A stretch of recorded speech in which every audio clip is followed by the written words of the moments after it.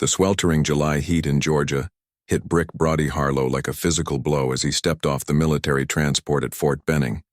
After enduring 3 grueling deployments with the Army Rangers in some of the most hostile regions of the Middle East, he was finally home. His duffel bag felt featherlight compared to the crushing weight of everything he'd witnessed over the last 4 years. Brody checked his phone for the first time since landing on American soil, expecting a message from Melanie, his wife of 12 years, confirming she was on her way to pick him up. Instead, his stomach dropped as he read, "Don't bother coming, the locks have been changed, the kids don't want you, it's over." He froze under the blistering Georgia sun as fellow soldiers passed by, their own homecoming celebrations filling the air. The message burned into his vision while his mind raced for answers. Their last video call 3 weeks earlier had seemed normal, if strained. Nothing to suggest this. His thumbs hovered over the screen. A dozen angry replies flashed through his thoughts, but he typed only 2 words. "As you wish." Anyone who knew Brody well understood the quiet menace behind those words. During his time as a ranger, when chaos erupted and others panicked, Brody remained eerily calm. "As you wish," was the phrase he uttered before executing some of his most ruthless operations with cold precision. He made a single call. Leona Fisk speaking. The voice was sharp and professional. "It's Brody Harlow, I need your services immediately. I thought you weren't due back until next week. Plans changed. Can you meet today?" "For you?" "Absolutely. My office in 2 hours." Brody hailed a cab, not to the suburban home where his wife and kids, Trevor, 16, and Amelia, 14, supposedly no longer wanted him, but to the downtown Atlanta office of one of the state's most formidable divorce attorneys. As the cab pulled away, Brody allowed himself a brief moment of raw emotion, closing his eyes tight as the sting of betrayal washed over him. Then, like countless times before, he compartmentalized. This was a mission now, and Brody Harlow never failed a mission. Chapter. Door's opening moves Leona. Fisk's office screamed success and intimidation, gleaming surfaces, sharp angles. The attorney herself matched the space perfectly, immaculate in a tailored suit, platinum blonde hair pulled into a severe bun, eyes, "Calculating your worth in seconds, so," she said, leaning back after Brody explained the situation. "You waited until you were literally on U.S. soil to tell her not to come home? That's cold even by my standards."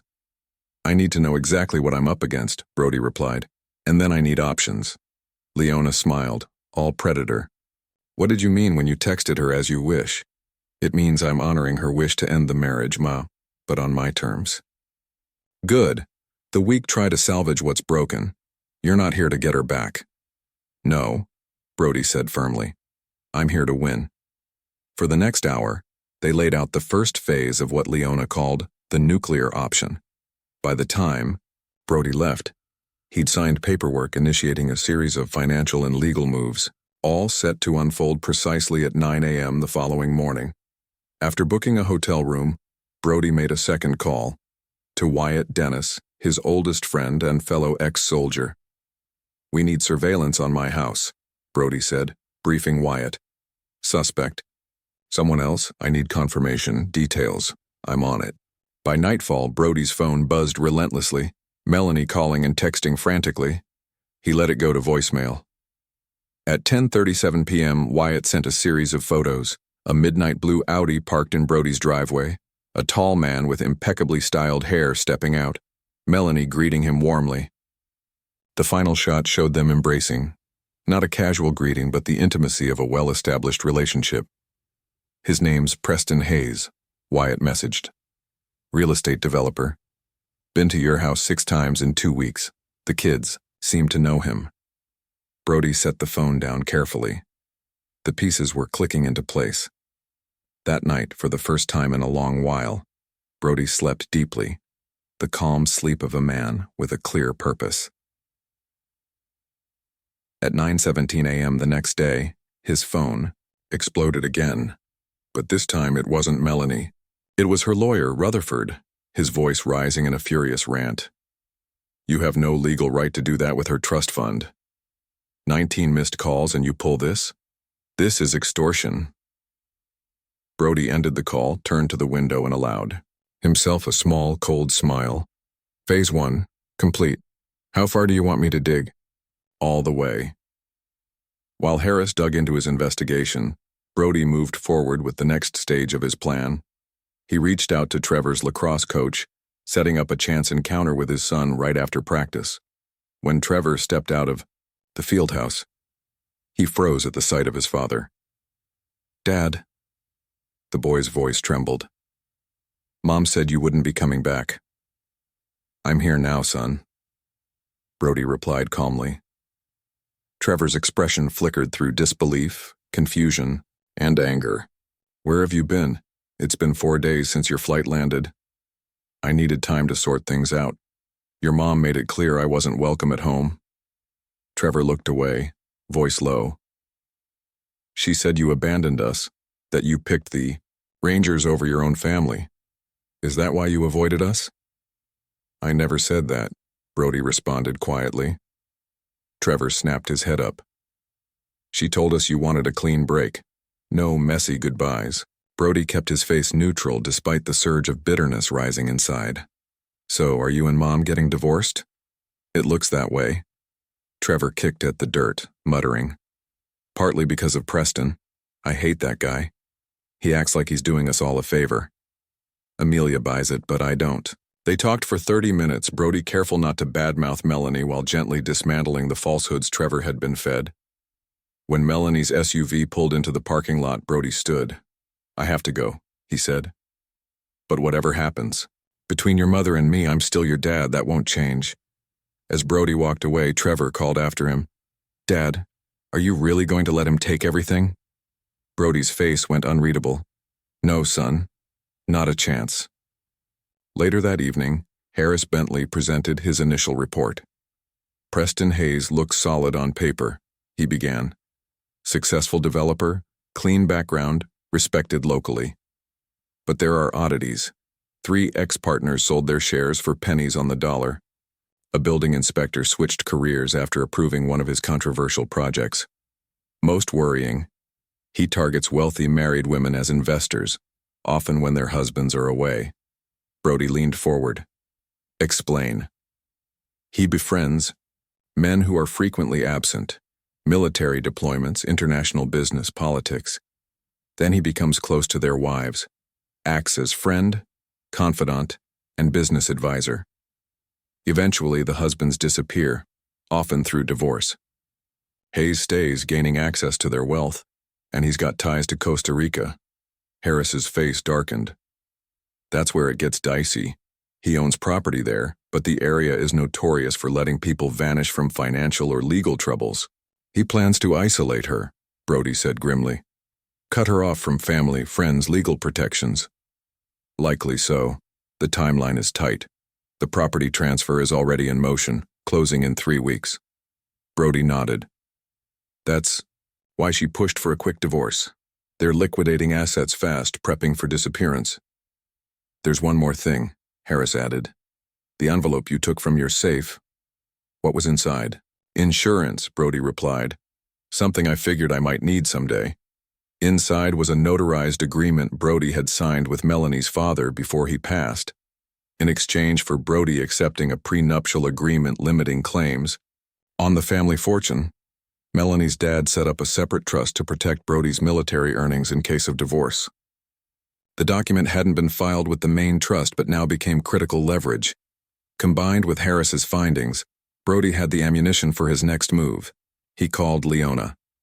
"I'm ready to act," he said. "Arrange a meeting with Melanie and her lawyer for tomorrow. They're demanding you unfreeze the trust now," Leona warned.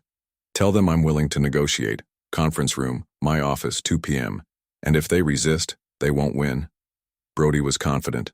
Melanie was racing against time. The conference room buzzed with tension. Melanie sat opposite Brody, her once familiar face now a cold mask of disdain. Beside her, Rutherford, a silver-haired lawyer, radiated carefully practiced outrage. Leona appeared relaxed, almost amused. "This is harassment. Financial abuse," Rutherford opened. "Your client unlawfully interfered with assets clearly. Excluded from marital property. Leona smiled. My client exercised a legitimate legal right, triggered by Mrs. Harlow's own actions. If she hadn't changed the locks and barred him from his home, we wouldn't be here. Melanie's eyes narrowed. You weren't supposed to return for another week. Deployment schedules shift, Brody said evenly. But your plans were underway regardless, right? What plans?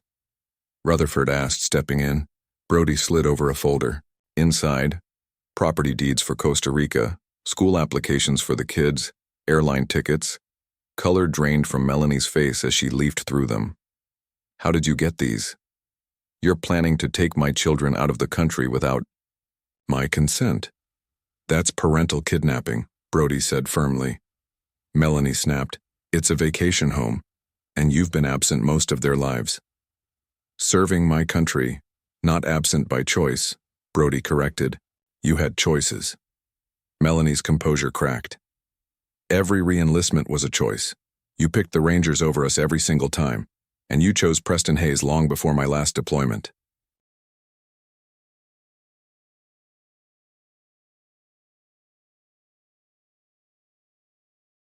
Perhaps we should focus on the trust fund now. Brody nodded. Fine, I'll unfreeze the trust but on two conditions. Melanie's relief was brief. First, the children remain in Atlanta through the school year under standard joint custody. No international moves without court approval. Rutherford agreed. Second, I want the truth. Not about the affair, but about what you told the kids. Melanie's jaw tightened. I don't know what you mean. You told them I abandoned them, that I didn't want to see them. I was protecting them from pain. What was I supposed to say? Your father might come home in a body bag, but don't worry. You lied. Trevor never said he didn't want to see me. Neither did Amelia. That was your manipulation. Silence fell. Even Rutherford looked unsettled. I want you to set the record straight. Then we can discuss the trust. And if I refuse? Melanie challenged. Brody slid another document toward her, the agreement with her father. This gets filed with the trust administrators. Her face whitened. Dad would never.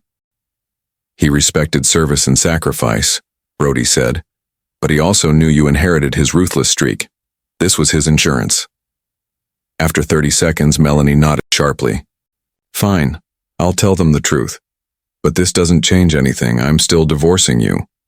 Good, Brody replied coolly. I wouldn't want it any other way. That evening, Brody's phone buzzed. Trevor's text. Mom told us what really happened. Why didn't you call us? Brody replied.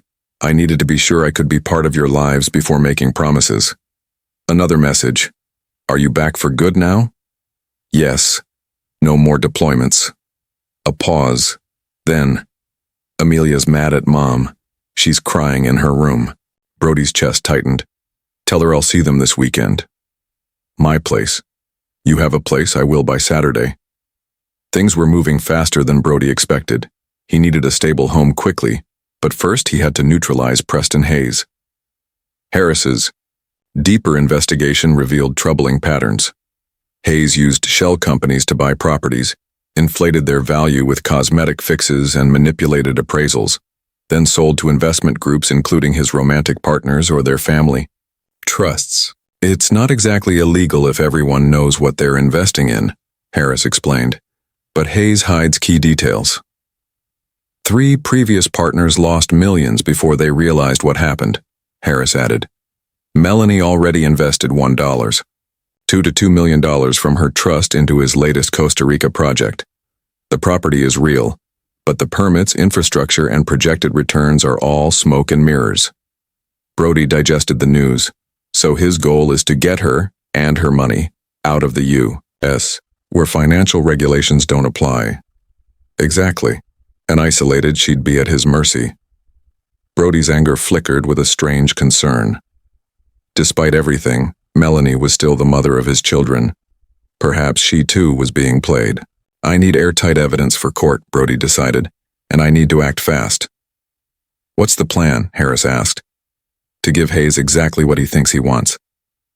Brody spoke calmly. She needs to be present for the final signatures. Hayes replied, "That won't work. Brody, I require everyone involved to be here before we proceed." One of Hayes's younger attorneys, visibly uneasy, shifted in his seat. "Mr. Hayes assured us Mrs. Harlow consented to these terms," he said. "Brody, did she approve in writing?" Hayes smoothly, "I hold her power of attorney for business affairs."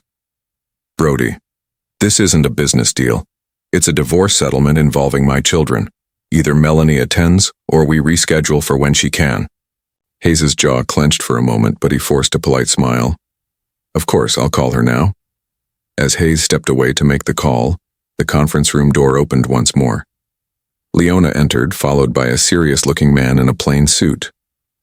Leona briskly, "Apologies for the delay.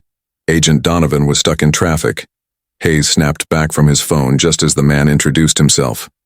"Franklin Donovan, FBI Financial Crimes Division. I'm here as an observer only." Hayes's attorneys exchanged worried looks. Hayes demanding, "What's this about?" Brody calmly, "Insurance." Hayes, "Is Melanie on her way?" Brody, "She'll arrive in 20 minutes." Hayes now visibly strained. "Perhaps we should postpone." Brody, cutting in, "Perfect timing. That gives us just enough to review some additional documents." Leona handed out folders to everyone. The materials outlined a 7-year pattern of securities fraud, wire fraud, and conspiracy across 3 states. Hayes laughed, but the sound was hollow. "This is ridiculous. A thinly veiled extortion attempt." Brody quietly, "No extortion, just facts. You've scammed former romantic partners with rigged real estate deals. Now you're trying the same with my wife and her trust fund. And most recently, you assaulted my 16-year-old son." Hayes's face drained of color. "That's a lie. I never—" Brody, "We have photos of the bruises." Brody, "And witness statements." The conference room door opened again as Melanie arrived, looking bewildered and alarmed as she took in the scene. "Melanie, what's going on? Preston, why is there an FBI agent here?" Agent Donovan, "Mrs. Harlow, please join us. We were just discussing your investment in the Costa Rica development." Melanie, "My investment?" She looked at Hayes. "What investment?" Brody, "The $1.2 million transfer you authorized 3 weeks ago for the Villa Parasso development." Melanie froze. "That wasn't an investment, it was a purchase, our retirement home." Brody gently, "There is no retirement home." Melanie, "What?"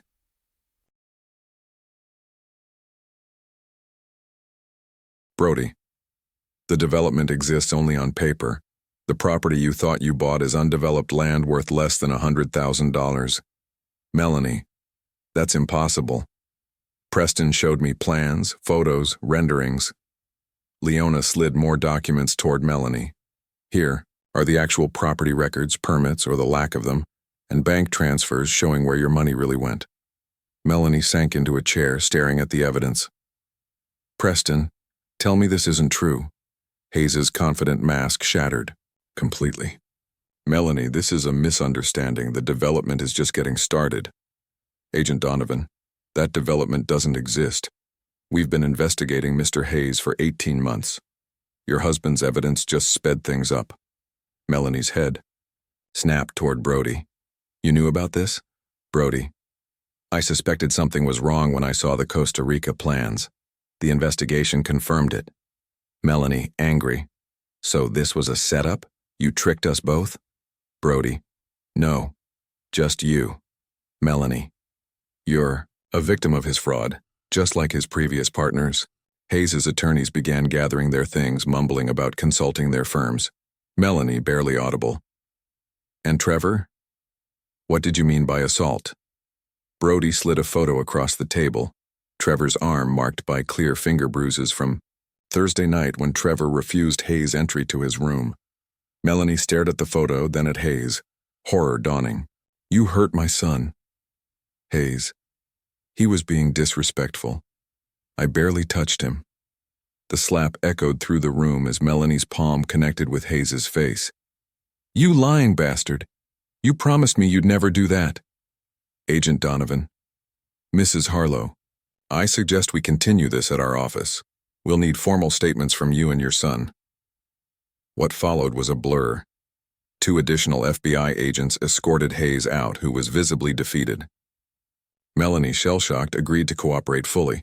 When the room finally emptied, only Brody, Leona, and Melanie remained. Melanie: "Why protect me after everything I did to you?" Brody: "I didn't do it for you.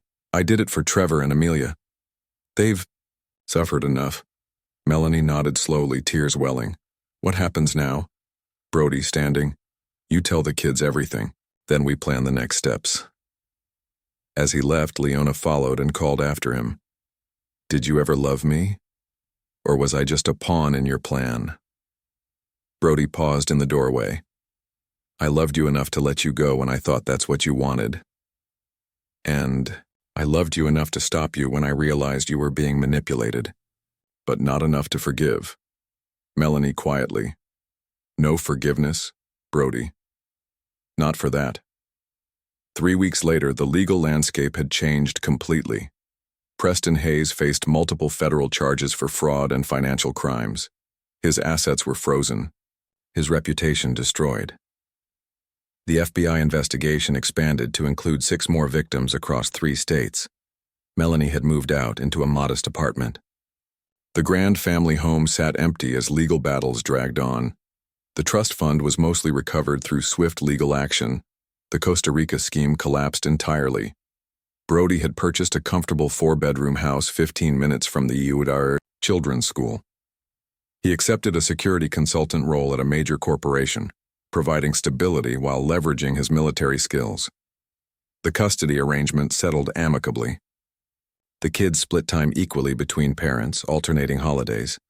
Trevor had claimed the largest bedroom in Brody's house, declaring it mostly mine, while Amelia wrestled with complicated feelings. On a crisp fall Saturday, Brody watched Trevor practice lacrosse in the yard. Amelia, supposedly reading inside, actually listened through the open window, a fact silently acknowledged by Brody and Trevor. Trevor: "Mom says she's sorry, like 100 times a day. It's getting annoying." Brody: "She has a lot to be sorry for." Trevor: "Will you ever forgive her?" Brody considered. "Forgiveness isn't simple. I can work with her as your mother without forgiving what she did to our family." Trevor: "That's harsh." Brody: "Maybe. But some things can't be undone." Trevor twirled his lacrosse stick thoughtfully. "She said she got caught up in Preston's lifestyle. Money, connections, feeling important again." Brody: "And did she feel unimportant with me?" Trevor: "She said when you were deployed she was just waiting, and that scared her." Brody nodded slowly. "Fear makes people do desperate things. I've seen it in combat zones." Trevor: "What about Preston? Do you feel bad about what happened to him?" Brody: "No. He hurt you. Tried to steal our family. He deserves what's coming." Trevor: "Mom says he might go to prison a long time." Brody: "That's the usual outcome for fraud and assault." Trevor was quiet. "I wanted to tell you about the arm bruises, but I thought you wouldn't care anymore." Brody felt the weight of the words. "Trevor, look at me. Nothing in this world would make me not care about you or Amelia. I will always protect you, always fight for you. Do you understand?" Trevor blinked rapidly. "Yeah, I get it now." From inside, Amelia called out, "Dad, Mom's here." Melanie entered the living room, dressed simply, jeans, sweater, minimal makeup. Gone was the corporate attorney look, replaced by something genuine and familiar. "Melanie, I need to speak with you alone. Kids, why don't you grab your things for the weekend?" Alone, Melanie looked around the house, warm, comfortable, already feeling like home. "Melanie, you've done well here. The kids seem happier." Brody: "Better than they've been in months." Melanie: "Trevor's grades are improving." Amelia's talking. "To me again. I owe you an apology. A real one, not just legal posturing." Brody: "You don't owe me anything." Melanie: "I let fear and insecurity drive me to a predator. I betrayed our vows, lied to our children, tried to erase you." Her voice cracked. Brody: "I saved our children." Melanie: "You were collateral." Brody studied her. Anger had cooled into something colder. Not hatred, but a permanent break. Brody, I accept your apology. For the kids' sake, we'll build a workable, co-parenting relationship, that's all. Melanie whispering, I don't expect reconciliation. I just needed you to know I regret what I threw away. Before Brody could answer, the children returned with bags. The moment passed, confession acknowledged, but not absolved. Later that night, after dinner and games, Brody sat on the deck with whiskey. His phone buzzed, Wyatt texting, How'd it go with Melanie? Brody. As expected, apologies and regrets, the usual. Still holding the line. Wyatt called immediately. You know, he said, forgiveness isn't just for her. It's for you too. Brody. I don't need forgiveness. I need clarity, and I have it. Wyatt. Clarity, huh? Is that why you're drinking whiskey alone at midnight? Brody smiled despite himself. I'm celebrating victory. Mission complete. Wyatt. Bullshit. That mission was punishment. Now you don't know what comes next. Brody realized Wyatt was right. The cold focus that drove him since Melanie's text had ended with justice for Hayes, exposed fraud, and healing kids, but emptiness remained. Brody, what do you suggest? Wyatt. Move forward. Not with Melanie, the ship has sailed, but with life. The war's over, brother. Now live. Brody put the phone down and stared into the night sky. The future uncertain, but the past finally behind him. To be continue, remaining part coming soon.